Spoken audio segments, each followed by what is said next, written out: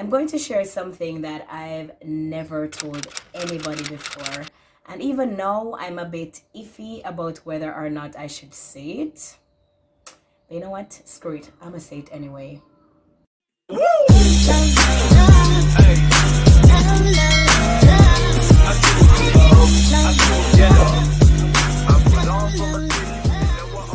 Hello, I'm Stevie and welcome back to my channel. As usual, thank you all for your continued support.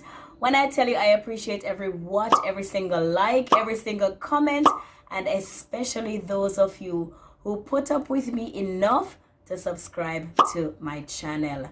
Me love you. During the first few months of me living in Japan, I was really suffering from depression and severe anxiety. And in this video, I just want to open up about it a little bit more and tell you about one of the reasons why that was the case. But first, I want to share with you some of the things that I used to do as a newbie living in Japan. The things that I really don't care for too much these days. Stick around, you're gonna want to hear this. And one of the things that I almost stopped doing, studying Japanese, because I was studying for hours a week and I just never felt like I was making any progress. And even now, I still can't speak Japanese, but I think my understanding of Japanese has improved a lot. Actually, now I'm able to watch my favorite animes without subtitles and understand maybe about 90% of what is being said. So I'm really proud of that. But let's talk about the top 3 things that I actually did stop doing because I no longer gave a damn, okay? And stick around because I really want to share with you what made me so depressed when I just got here. So number 1, trying to fit in by trying to be different. And by different, I mean different from who I really am. Guys, I'm going to be real with you. I didn't move to Japan because I liked anime and manga. And I hear a lot of people say that's the reason why they moved to Japan, and I just think it's so crazy.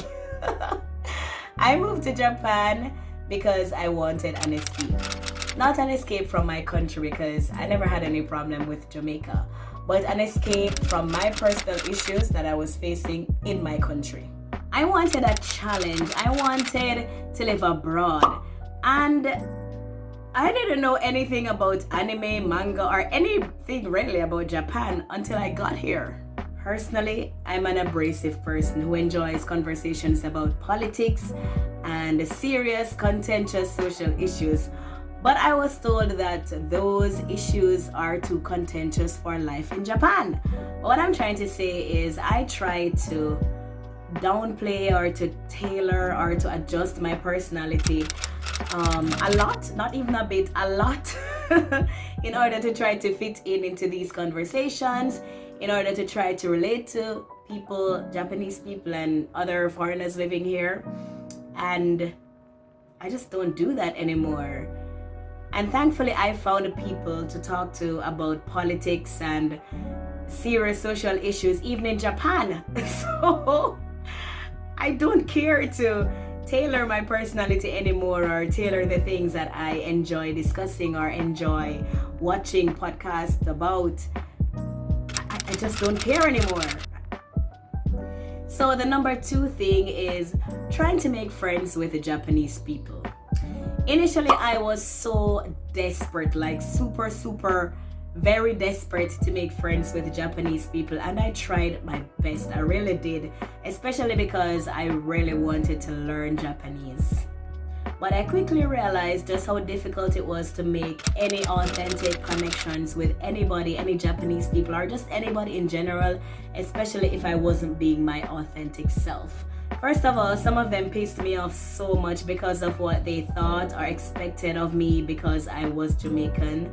I got so frustrated with people asking me how much marijuana I smoke a day or if I had marijuana to give them.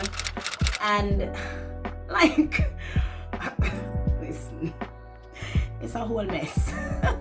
Caring a lot about Japanese cultural practices and customs.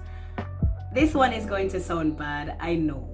But initially, I was so obsessed with learning about Japanese customs and cultural practices because, of course, I wanted to be respectful, I wanted to fit in, I wanted to impress these people who are so culturally aware and blah blah blah, and I didn't really know the culture. So I thought it was important for me to understand so I could do, when in Rome, do as. So yeah, I spent a lot of time trying to learn about Japanese culture, Japanese customs, and things that are considered appropriate and things like that. Until I realized that as a foreigner, I know it's going to sound bad, but as a foreigner, it really doesn't matter. I mean, I get away with so much just being a foreigner here in Japan. People just don't take me seriously. They don't expect me to abide by any social code. I mean, of course, they expect me to abide by the law. I mean, if I commit a crime, I'm being hauled off to prison.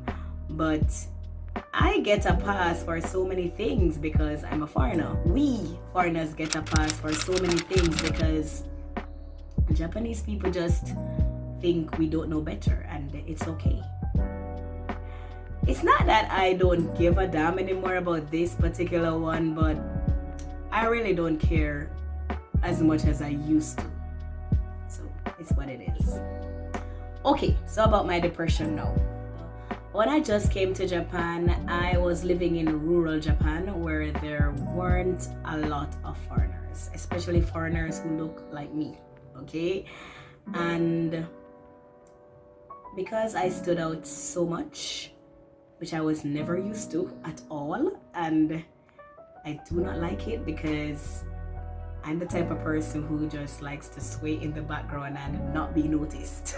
But when you look different, everybody notices you. And honestly, there were times when I felt like I was like a spectacle. What with people staring at me longer than is comfortable, people examining my hair texture, and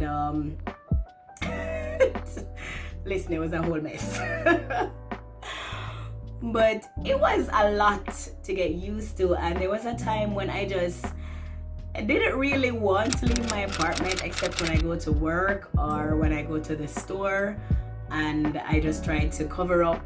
I didn't want to be seen, honestly. I didn't want to have any reason to go anywhere. I just wanted to stay indoors, never wanted to be seen by anybody, didn't want to see anybody.